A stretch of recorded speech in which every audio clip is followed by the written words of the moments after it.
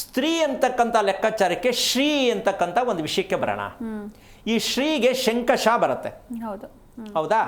ಈ ಶಂಕಷನ ಹೆಣ್ಣು ಮಕ್ಕಳಿಗೆ ಯಾವ ಕಾರಣಕ್ಕೂ ಚಾಚು ತಪ್ಪದೆ ಇಟ್ಟಿರಬೇಕು. ಶಂಕಷ ಮಹಾವಿಷ್ಣುವಿನ ಇರ್ತಕ್ಕಂತಹ ಒಂದು ಶಕ್ತಿ. ಆ ಹೆಣ್ಣಿಗೆ ಒಂದು ಶಕ್ತಿ ಬರುತ್ತೆ, ಶಂಕಷ.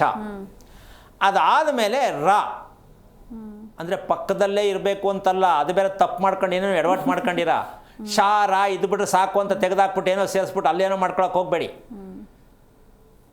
ಇರ್ತಕ್ಕಂಥ ಮೂಲಾಕ್ಷರ ಯಾಕೆ ಎರಡು ಹೇಳಿದೆ ಅಂದರೆ, ಶಾ ಎಂದರೆ ಏನು, ಯಾಕೆ ಶಾ ಇಡಬೇಕು, ಇದಕ್ಕೆ ಮಹಾಲಕ್ಷ್ಮಿ ಅಂತ ಹೇಳ್ತಾರೆ. ಹೆಣ್ಣನ್ನು ಮಹಾಲಕ್ಷ್ಮಿ ಅಂತ ಹೇಳ್ತೀವಿ. ಹೌದಾ? ಮಹಾಲಕ್ಷ್ಮಿ ಅಂತ ಹೇಳಿದ್ರೆ ಸ್ತ್ರೀ ಅಂತ ಹೇಳ್ತೀವಿ, ಸ್ತ್ರೀಗೆ ಶ್ರೀಕಾರ ಬೇಕು ಅಂತ ಹೇಳ್ತೀವಿ. ಹೌದಾ? ಇದು ಬಿಟ್ಟಿಲ್ಲ. ಈ ಶ್ರೀಕಾರಕ್ಕೆ ಮೊದಲನೇ ಅಕ್ಷರ ಶಾ, ಇದು ಮಹಾಲಕ್ಷ್ಮಿ ಸ್ವರೂಪ ಬರುತ್ತೆ.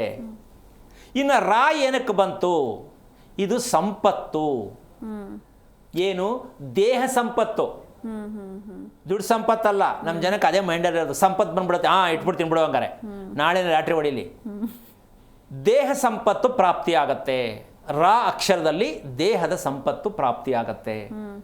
ಈಗ ಮಹಾಲಕ್ಷ್ಮಿ ಅಂತಕ್ಕಂತಹ ಒಂದು ಸಂಪತ್ತು ಆ ಹೆಣ್ಣಿಗೆ ಸದಾ ರಕ್ಷಣೆ ಮಾಡೋದಾದರೆ ಆ ಹೆಣ್ಣಲ್ಲಿ ಏನೆಲ್ಲ ಉತ್ಪತ್ತಿಯಾಗತ್ತೆ, ಬದಲಾವಣೆ ಆಗತ್ತೆ ಅನ್ನೋ ಸತ್ಯವನ್ನು ತಿಳ್ಕೊಂಡ್ರೆ ಆ ಹೆಣ್ಣು ಸೌಮ್ಯವಾಗಿರಬೇಕಂದ್ರೆ ಸದಾ ನಗುಮುಖನೇ ಇರಬೇಕು.